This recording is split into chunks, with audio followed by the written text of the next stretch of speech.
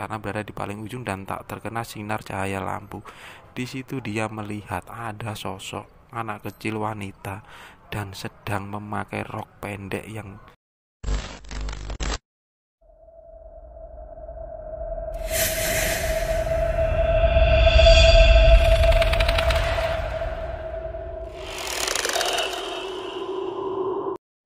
dia ini sering mengganggu mas, bukan sekali dua kali muncul. Bahkan ketika aku sholat pun aku dengar di belakangku ini sedang ada yang bermain gelas sama piring. Nah, ketika aku selesai sholat, aku menoleh ke belakang. Semuanya sudah berhamburan dan tidak ada siapapun. Itulah kenapa tempat kos ini sepi penghuni. Begitu kata Anissa. Dia bercerita tentang tempat kosnya yang angker. Anissa ini adalah salah seorang temanku. Umurnya sekarang 24 tahun dan sudah berkeluarga. Anissa ini anaknya mungil, tingginya mungkin 150 cm. Bahkan di usianya yang segitu, dia ini sering dianggap masih anak sekolah SMA. Beberapa hari yang lalu dia menceritakan tentang pengalamannya dan ingin dibikinkan video cerita di channel ini. Pada tahun 2018, waktu itu Anissa yang belum lama lulus dari sekolah sempat mengambil beberapa les privat. Akhirnya dia bekerja. Dia mendapatkan sebuah pekerjaan di salah satu kabupaten di Jawa Timur sebagai staf administrasi di sebuah toko. Nah, karena dia ini baru dan gajinya pun belum begitu besar, Anissa ini mencari tempat kos di daerah itu. Sempat beberapa hari mencari tapi tidak ada yang cocok karena harganya terlalu mahal.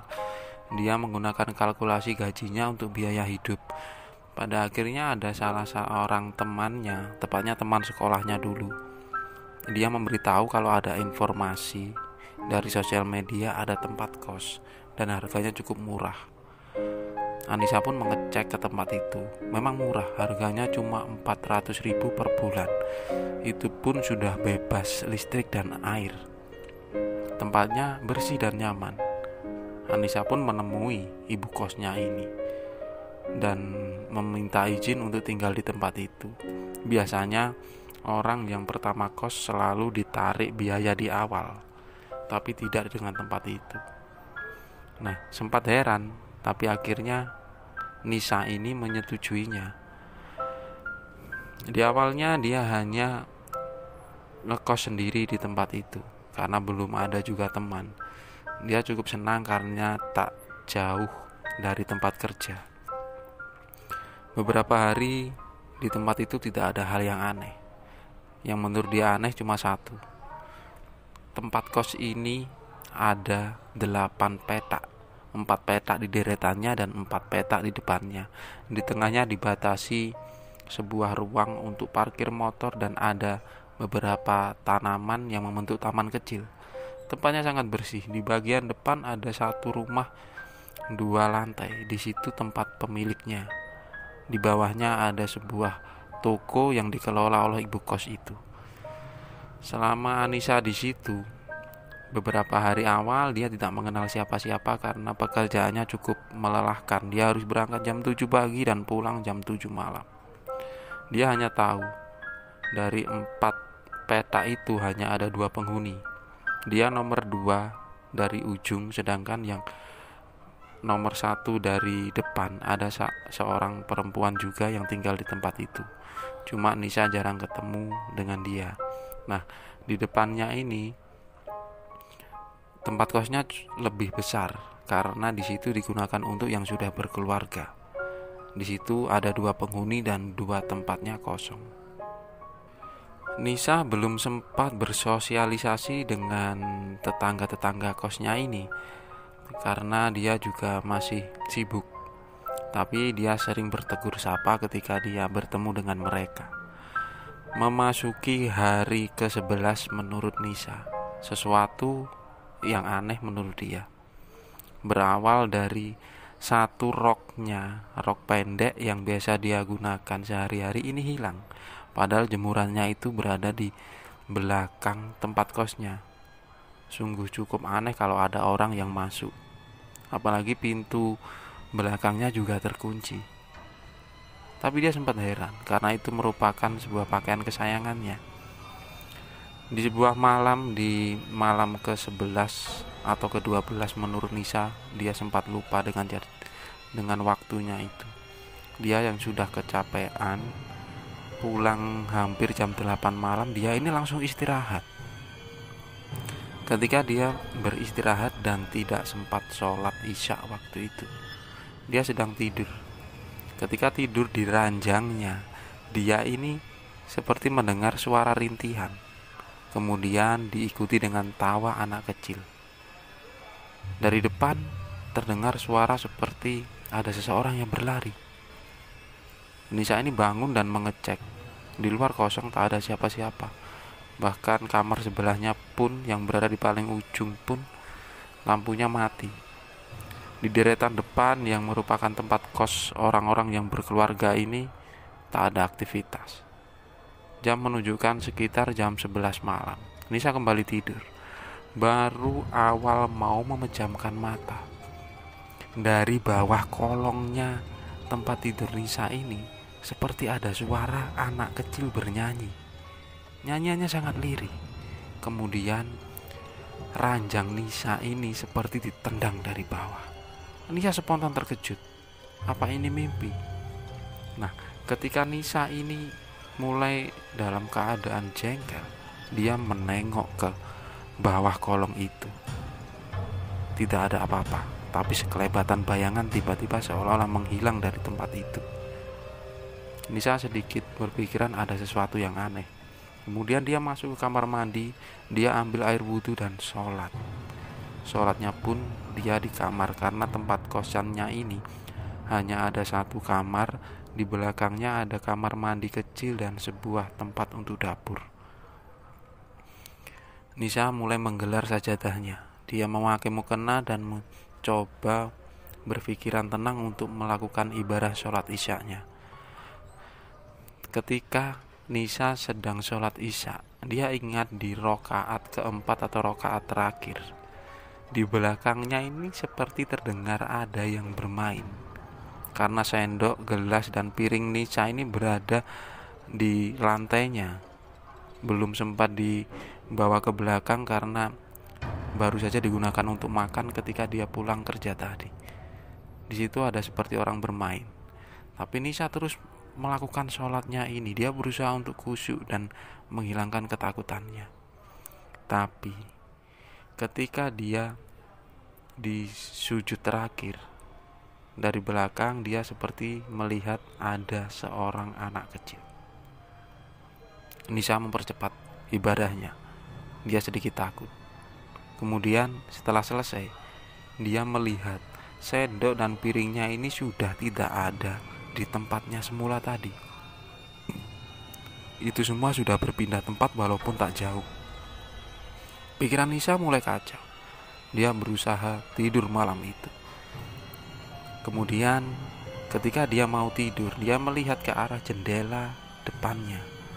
Di situ ada tirai yang belum tertutup rapat. Di situ Nisa melihat ada seperti sosok wanita, walaupun wajahnya tidak jelas, sedang mengintip Nisa. Nah, antara ketakutan dan penasaran, Nisa langsung menuju ke arah jendela itu. Dia membuka tirai itu dan tak menemukan siapapun. Malam itu cukup berat bagi Nisa, apalagi dia tinggal di sendiri tanpa ada orang yang kenal. Dia terus memainkan HP-nya, mencoba berkomunikasi dengan beberapa orang terdekatnya. Nah, setelah terlalu malam, dia mencoba berzikir dan melantunkan doa sampai dia mengantuk dan tertidur pulas. Sampai dia bangun di pagi hari, kemudian mandi dan bekerja. Pekerjaan hari itu cukup melelahkan juga, apalagi pikiran Nisa ini tidak tenang dengan kejadian malam tadi. Seolah-olah dia berpikir 2 kali untuk menginap di kosannya. Nah kebetulan waktu itu jam 4 sore dia sudah pulang. Sampainya di kos, dia beristirahat sebentar, mandi, kemudian Nisa mencoba keluar. Ketika keluar, dia bertemu dengan Mbak Ani, seorang ibu muda atau wanita muda yang baru menikah. Nah Mbak Ani ini memiliki anak kecil. Dia berada tepat di depan tempat kosannya Nisa. Sebelumnya mereka hanya bertegur sapa, tapi waktu itu Nisa ini mencoba akrab dengan Mbak Ani. Kebetulan waktu itu dia sedang berada di rumahnya sendiri dan bersama anak-anaknya yang masih kecil, masih bayi waktu itu. Dia bercerita, sempat ngobrol-ngobrol sebentar. Lama-kelamaan ketika sudah mulai akrab, Nisa ini bertanya kepada Mbak Ani, "Maaf Mbak Ani, Nisa mau nanya, Mbak sudah berapa lama tinggal di kos ini?"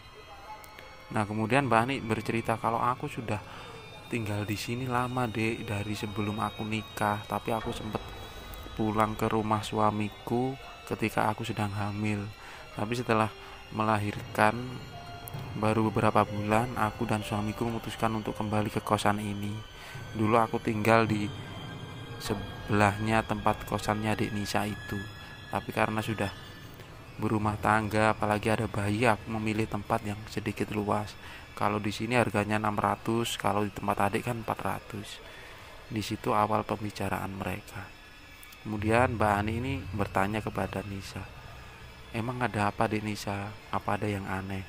Di situ kemudian Nisa ini menceritakan tentang kejadian itu, kejadian malam itu.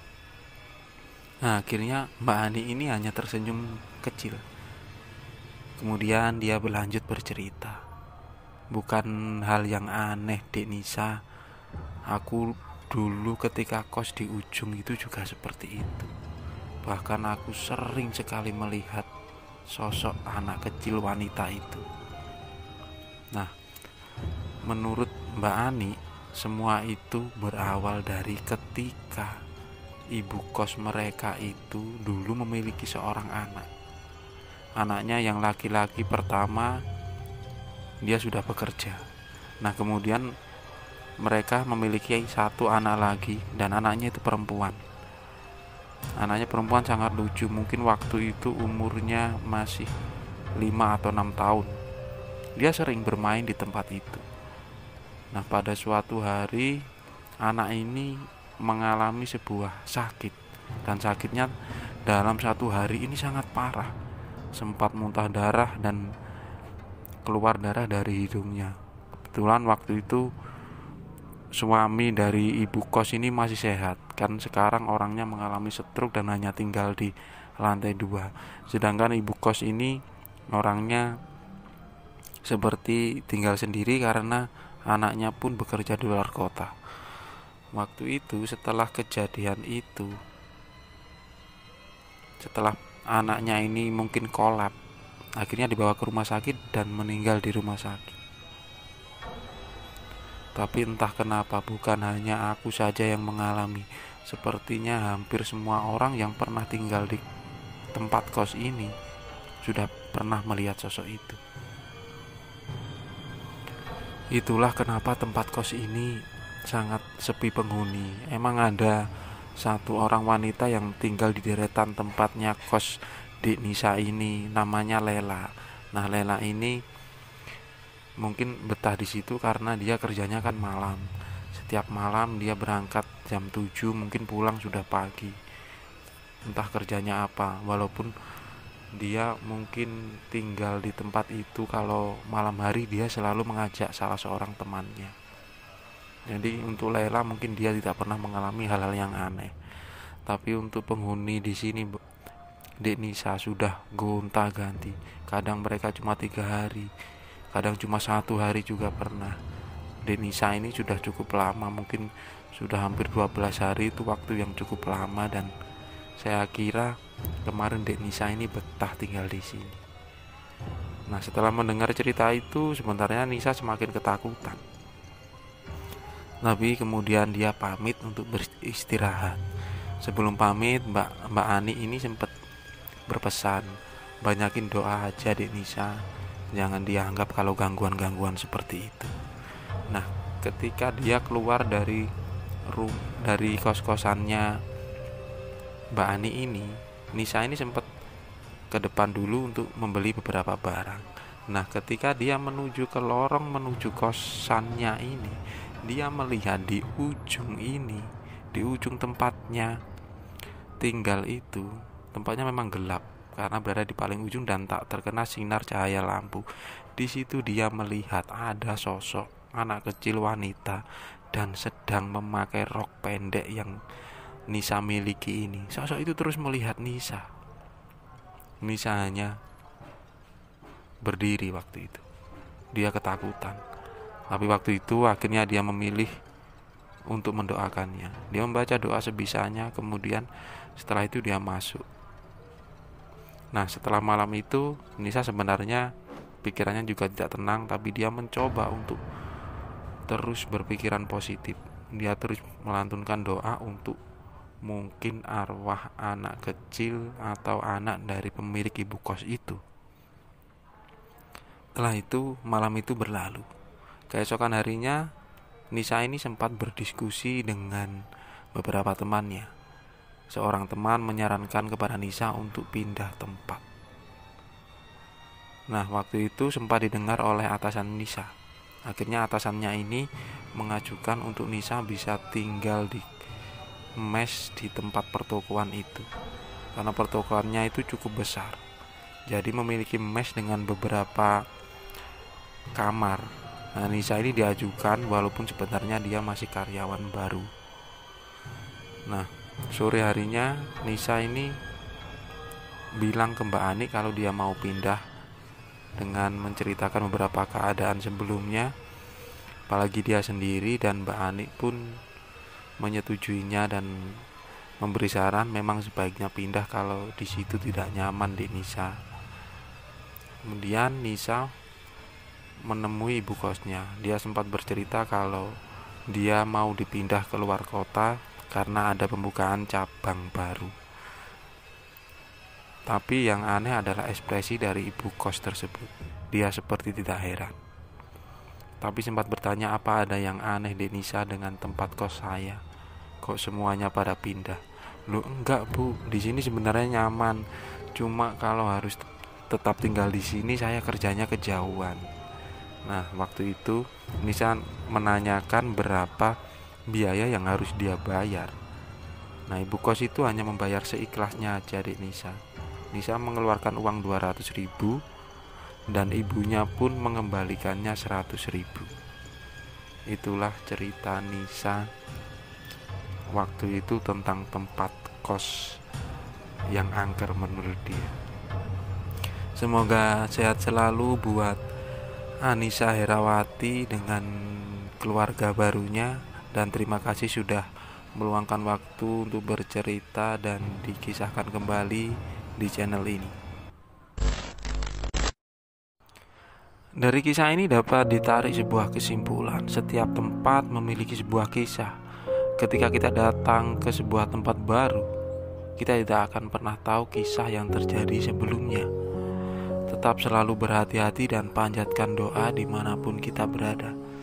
Stay healthy, jaga kesehatan fisik dan mental. Terima kasih buat teman-teman yang sudah menonton video ini. Jika teman-teman suka, tekan tombol like. Jika tidak suka, tekan tombol dislike. Itu pun kalau tega. Komen, subscribe, share juga boleh. Terima kasih dan wassalamualaikum warahmatullahi wabarakatuh.